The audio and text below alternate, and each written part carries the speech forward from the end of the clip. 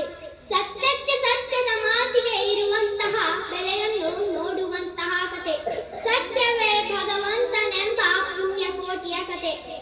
ಈ ಭೂಮಿಯ ಮೇಲೆ ಜ್ಞಾನದಿಂದ ಕಂಗೊಳಿಸುತ್ತಿದ್ದ ಕರ್ನಾಟಕ ಎಂಬ ಪ್ರಾಂತ್ಯದಲ್ಲಿ ಒಬ್ಬ ಗೊಲ್ಲನಿದ್ದನು. ಅವನು ತುಂಬಾ ಹಸುಗಳನ್ನು ಸಾಕಿದ್ದನು. ಪ್ರತಿದಿನ ಮುಂಜಾನೆ ಎದ್ದು ಸ್ನಾನ ಮಾಡಿ ಹಣೆಗೆ ಮದನ ತಿಲಕವನ್ನಿಟ್ಟುಕೊಂಡು ಹಸುಗಳನ್ನು ಮೇಯಿಸಲು ಅರಣ್ಯಕ್ಕೆ ಕರೆದುಕೊಂಡು ಹೋಗುತ್ತಿದ್ದನು. ನಂತರ ಸಂಜೆಗೆ ಹಸುಗಳನ್ನು ಹೊಡೆದುಕೊಂಡು ಮನೆಗೆ ಕರೆದುಕೊಂಡು ಬರುತ್ತಿದ್ದನು. ಅವನು ಹಸುಗಳಿಗೆ ಪ್ರೀತಿಯಿಂದ ಗಂಗೆ, ಗೌರಿ, ತುಂಗಭದ್ರೆ, ಪುಣ್ಯಕೋಟಿ ಎಂಬ ಹೆಸರಿನಿಂದ ಪ್ರೀತಿಯಿಂದ ಕರೆಯುತ್ತಿದ್ದನು. ಆ ಗೊಲ್ಲ ಪ್ರೀತಿಯಿಂದ ಕರೆದಾಗ ಆ ಹಸುಗಳು ಬಂದು ಸಂತೋಷದಿಂದ ಬಿಂದಿಗೆಗಳ ತುಂಬ ಹಾಲನ್ನು ಕೊಡುತ್ತಿದ್ದವು. ಆದರೆ ಒಂದು ದಿನ ಪ್ರತಿದಿನದ ಹಾಗೆ ಹಸುಗಳನ್ನು ಮೇಯಿಸಲು ಅರಣ್ಯಕ್ಕೆ ಕರೆದುಕೊಂಡು ಹೋಗಿದ್ದನು. ಅಲ್ಲಿ ದಟ್ಟವಾಗಿ ಹಬ್ಬಿರುವಂತಹ ಅರಣ್ಯದಲ್ಲಿ ಒಂದು ಗುಹೆ ಇತ್ತು. ಆ ಗುಹೆಯ ಒಳಗೆ ಬಹಳ ದಿನಗಳಿಂದ ಹಸಿವಿನಿಂದ ಕೂಡಿರುವ ಒಬ್ಬ ಕ್ರೂರ ವ್ಯಾಘ್ರನು, ಅಂದರೆ ಕ್ರೂರ ಹುಲಿಯು ವಾಸವಾಗಿತ್ತು. ಅದು ಗುಹೆಯಿಂದ ಹೊರಗೆ ಬಂದು ನೋಡಿದಾಗ ಆ ಗೊಲ್ಲನ ಹಸುಗಳು ಅಲ್ಲಿ ಹುಲ್ಲು ಮೇಯುತ್ತಾ ಇರುತ್ತವೆ. ಮೊದಲೇ ಹಸಿವಿನಿಂದ ಕೂಡಿರುವ ಕ್ರೂರ ಹುಲಿಯು ಜೋರಾಗಿ ಗರ್ಜಿಸುತ್ತಾ ಹಸುಗಳ ಮೇಲೆ ಚಂಗನ ರಭಸದಿಂದೆಗರಿ ದಾಳಿ ಮಾಡುತ್ತದೆ. ಆ ಕ್ರೂರ ಹುಲಿಯ ದಾಳಿಯನ್ನು ನೋಡಿದ ಹಸುಗಳು ದಿಕ್ಕಾಪಾಲಾಗಿ ಓಡಿ ತಮ್ಮ ಮನೆಯನ್ನು ಸೇರಿಕೊಳ್ಳುತ್ತವೆ. ಆದರೆ ಅದರಲ್ಲಿ ಪುಣ್ಯಕೋಟಿ ಎಂಬ ಹಸು ತನ್ನ ಕಂದನನ್ನು ನೆನಪಿಸಿಕೊಂಡು ತನ್ನ ಕಂದನಿಗೆ ಮೊಲೆಯನ್ನು ಕೊಡಬೇಕು ಎಂದು ನಿಧಾನವಾಗಿ ನಡೆದುಕೊಂಡು ಹೋಗುತ್ತಿರುತ್ತದೆ. ಪುಣ್ಯಕೋಟಿಯನ್ನು ನೋಡಿದ ಕ್ರೂರ ಹುಲಿಯು ಪುಣ್ಯಕೋಟಿಯ ಮೇಲೆ ದಾಳಿ ಮಾಡುತ್ತದೆ.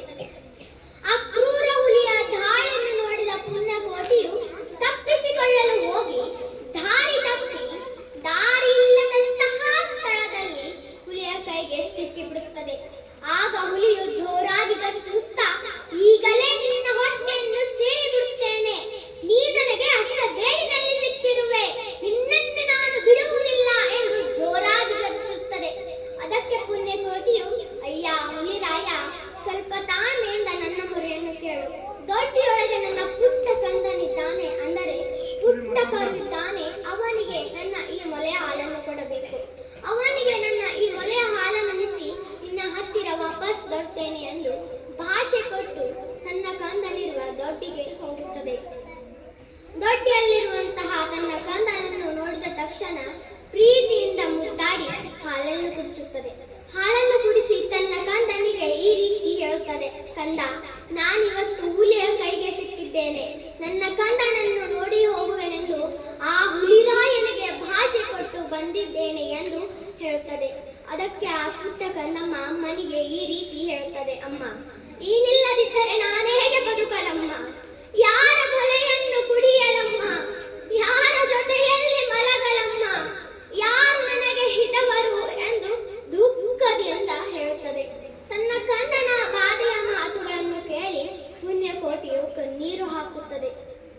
ಕೊಟ್ಟಿಗೆಯಲ್ಲಿರುವಂತಹ ತನ್ನ ಸಹಪಾಠಿಗಳನ್ನು ಕರೆದು, ಅಮ್ಮಗಳಿರ, ಅಕ್ಕಗಳಿರ, ಎನ್ನ ತಾಯೊಡ ಹುಟ್ಟುಗಳಿರ, ಈ ಕಂದ ನಿಮ್ಮವನೇ ಎಂದು ಕಾಣಿರಿ, ನಿಮ್ಮ ಮಗನೇ ಎಂದು ಭಾವಿಸಿ ಥಪ್ಪಲಿಯ ಈ ಕಂದನು, ಮುಂದೆ ಬಂದರೆ ಹಾಯಬೇಡಿ, ಹಿಂದೆ ಬಂದರೆ ಬದೆಯಬೇಡಿ, ಕಂದ ನಿಮ್ಮವನೆಂದೇ ಕಾಣಿರಿ, ತಬ್ಬಲಿಯ ಈ ಕರುವನು ಎಂದು ಹೇಳಿ ಹಸು ಕಾಡಿಗೆ ಹೊರಡುತ್ತದೆ. ಆಗ ಆ ಪುಟ್ಟ ಕಣ್ಣಮ್ಮ ಹಿಂದಿನಿಂದ ಹೋಗಿ ಬಾಲವನ್ನು ಹಿಡಿದು ಎಳೆದಾಗ, ತಬ್ಬಲಿಯು ನೀನಾದೆ ಮಗನೇ, ಹೆಬ್ಬುಲಿಯ ಬಾಯಲ್ಲಿ ಹೋಗುವೆ ಎಂದು ಇಬ್ಬರನ್ನ ತೀರಿತೆಂದು ಮುದ್ದಾಡಿತು ಕರುವನು. ಹಸು ತಡ ಮಾಡದೆ ಗುಹೆ ಒಳಗೆ ಹೋಗುತ್ತದೆ. ಹುಲಿರಾಯನಿಗೆ ಹೇಳುತ್ತದೆ, ನನ್ನ ದೇಹದಲ್ಲಿ ಬಹಳಷ್ಟು ಮಾಂಸಖಂಡಗಳಿವೆ, ನನ್ನ ಹೃದಯದಲ್ಲಿ ಬಿಸಿ ರಕ್ತ ಹರಿಯುತ್ತಿದೆ, ನೀನು ನನ್ನನ್ನು ತಿಂದರೆ ಸಂತೋಷದಿಂದ ಬಾಳುವೆ ಎಂದು ಹೇಳಿ ಹುಲಿಯ ಮುಂದೆ ಹೋಗಿ ನಿಂತಿತು. ಆ ಪ್ರಾಮಾಣಿಕ ಹಾಗೂ ಸತ್ಯನಿಷ್ಠೆಯ ಹಸುವನ್ನು ನೋಡಿ ಹುಲಿಯ ಮನಸ್ಸು ಕರಗಿ ತನ್ನೊಳಗೆ ತಾನು ಪಶ್ಚಾತ್ತಾಪವನ್ನು ಪಟ್ಟುಕೊಂಡು ಕನ್ನೆಗಳನ್ನು ಕೊಂದು ತಿಂದರೆ ಆ ಪರಮಾತ್ಮನು ಮೆಚ್ಚಲಾರ. ಹಾರಿ ತನ್ನ ಪ್ರಾಣವನ್ನು ಕಳೆದುಕೊಂಡಿತು.